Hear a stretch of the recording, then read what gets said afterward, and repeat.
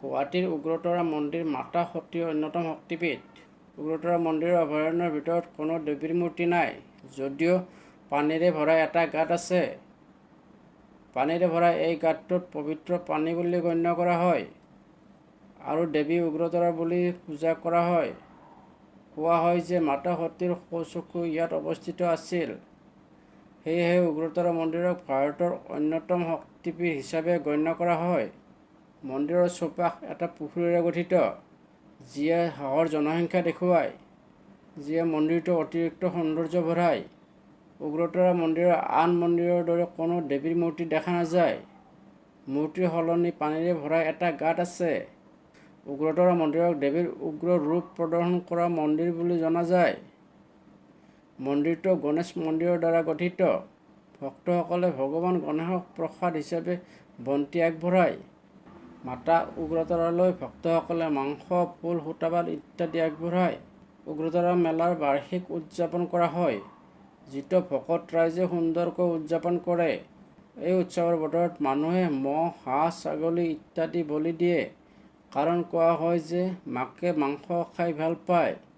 ভক্তসকলে মাতা উগ্ৰতাৰাৰ সূতাপাত আৰু ফুল ৰখাৰ এক ৰীতি আছে। যদি মাতাই সূতাপাত ঢালি দিয়ে, তাৰ অৰ্থ হ'ল তেওঁলোক ভক্তসকলৰ পূজা গ্ৰহণ কৰিছে বা সম্পূৰ্ণ হৈছে, নহ'লে পূজা আধৰুৱা হৈছে আৰু ভক্তসকলে সূতাপাত হ'বলৈ অপেক্ষা কৰে।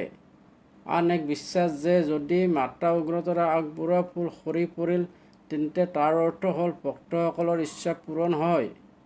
উগ্ৰতাৰা মন্দিৰত দুৰ্গা পূজা আৰু নৱৰাত্ৰি উৎসৱ পালন কৰা হয়। গুৱাহাটীৰ উগ্ৰতাৰা শক্তিপীঠত দেৱী সতীৰ উগ্ৰ ৰূপ বিদ্যমান। পৃথিৱীলৈ শান্তি অনাৰ বাবে মহিষাসুৰমৰ্দিনীক সন্তুষ্ট কৰিবলৈ অক্টোবৰ মাহত দুৰ্গা পূজা অতি ব্যাপকভাৱে পালন কৰা হয় আৰু অক্টোবৰ মাহৰ 16 দিন নৱৰাত্ৰি পালন কৰা হয়। ভক্তসকলে দেৱীক পাণ, সুপাতৰ পাত আগবঢ়ায়। বিশ্বাস কৰা হয় যে মাতা উগ্ৰতাৰাই এই সূতাপাত ঢালি ভক্তৰ প্ৰাৰ্থনা গ্ৰহণ কৰে।